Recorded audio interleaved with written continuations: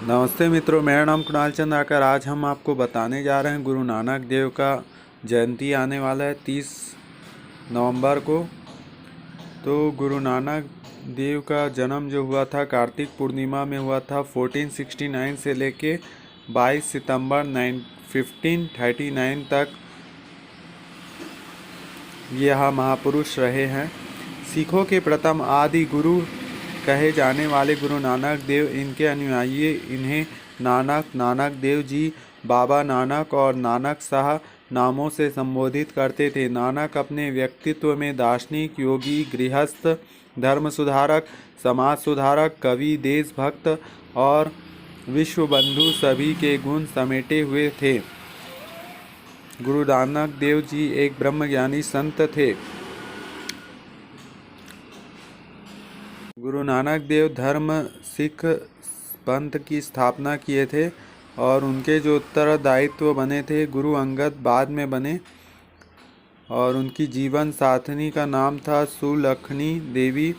माता पिता का नाम था लाला कल्याण राय, माता तृप्ता देवी जी और इनका अंतिम स्थान था करतारपुर। तो इनका परिचय देखेंगे। नानक साहब देव, इनका जन्म रावी नदी के किनारे स्थित तलवंडी नामक गांव में कार्तिक पूर्णिमा का एक खत्री कुल में हुआ था। तलवंडी पाकिस्तान में पंजाब प्रांत का एक शहर है। कुछ विद्वान इनकी जन्म तिथि 15 अप्रैल 1469 मानते हैं, किंतु प्रचलित तिथि कार्तिक पूर्णिमा ही है, जो अक्टूबर नवंबर में दिवाली के 15 दिन बाद पड़ती है। इसके पिता का नाम मेहता कालू चंद खत्री तथा माता का नाम तृप्ता देवी था। तलवाड़ी का नाम आगे चलकर नानक के नाम पर नानकाना पड़ गया। इनकी बहन का नाम नानकी था। बचपन में इसमें प्रखर बुद्धि के लक्षण दिखाई देने लगे थे। लड़कपन ही से ये सांसारिक विषयों से उदासीन रहा करते थे। पढ़ने लिखने का में इनका मन नहीं लगा। 7 से 8 साल की उम्र में स्कूल छूट गया, क्योंकि भगवत प्राप्ति के संबंध में इनके प्रश्नों के आगे अध्यापक ने हार मान ली थी तथा वे इन्हें ससम्मान घर छोड़ने आ गए। तत्पश्चात सारा समय वे आध्यात्मिक चिंतन और सत्संग में व्यतीत करने लगे। बचपन के समय में कई चमत्कारिक घटनाएं घटित हुई, जिन्हें देखकर गांव के लोग इन्हें दिव्य व्यक्तित्व मानने लगे। बचपन के समय से ही इसमें श्रद्धा रखने वाले में इनकी बहन नानकी और तथा गांव के शासक राय बुलार प्रमुख थे। नानक के सिर पर सर्प द्वारा छाया करने का दृश्य देखकर राय बुलार का नतमस्तक होना, इनका तिबाह बालकपन में 16 वर्ष की आयु में गुरदासपुर जिले के अंतर्गत लखौकी नामक स्थान के रहने वाले मूला की कन्या सुलखनी से हुआ था। 32 वर्ष की अवस्था में इसके प्रथम पुत्र श्रीचंद का जन्म हुआ। 4 वर्ष पश्चात दूसरे पुत्र लक्ष्मीदास का जन्म हुआ। दोनों लड़कों के जन्म के उपरांत 1507 में नानक अपने परिवार का भार अपनी ससुर पर छोड़कर मर्दाना, लहना, बाला और रामदास इन 4 साथियों को लेकर तीर्थ यात्रा के लिए निकल पड़े। उन पुत्रों में श्रीचंद आगे चलकर उदासी संप्रदाय के प्रवर्तक हुए।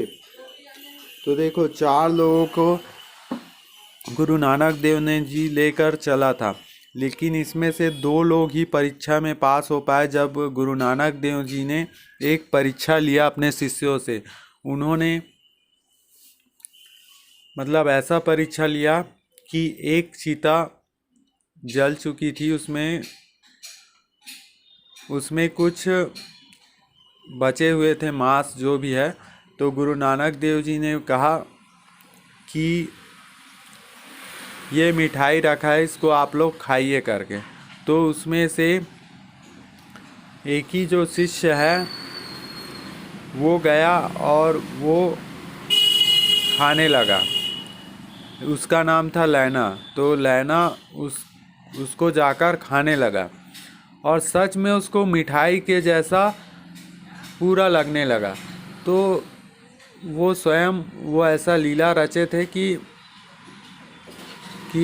वहाँ आग जल रहा है या जो भी है, मतलब वहाँ लाश पड़ी हुई है, ऐसा मतलब उन्होंने लीला रचा।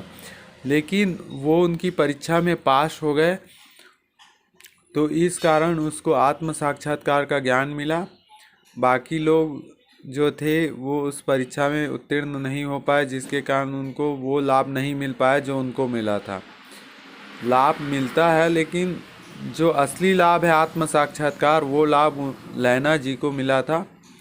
तो यही होता है, गुरु जो भी कह दे उसको सत्य मानकर हमको करना है। गुरु की आज्ञा को तुरंत पालन करना है और गुरु जो बताए उस राह पर चलना है। इसी से ही आपकी अंतःकरण शुद्ध होगा और आपको भगवत प्राप्ति हो सकता है। इसलिए गुरु के अनुसार चलना चाहिए। जैसे कि कहा भी गया है, गुरु बिना भवनिधि तरहि न कोई, जो विरंची शंकर सम होई। गुरु के बिना कोई भवनिधि नहीं तर सकता है। और गुरु ब्रह्मज्ञानी गुरु से दीक्षा शिक्षा लेना बहुत ही आवश्यक है। इसके बिना आपकी मुक्ति नहीं होगी और 84 लाख योनि में भटकना पड़ता है बिना गुरु के। तो 84 लाख योनि में एक ऐसा ये योनि बहुत ही खतरनाक होता है। इसमें 200 करोड़ वर्ष तक भटकना पड़ता है। इसलिए आप अपना जीवन सफल बनाइए। भजन भक्ति जप यज्ञ और आत्मज्ञान की शिक्षा प्राप्त करके मुक्त होइए। जय श्री राम।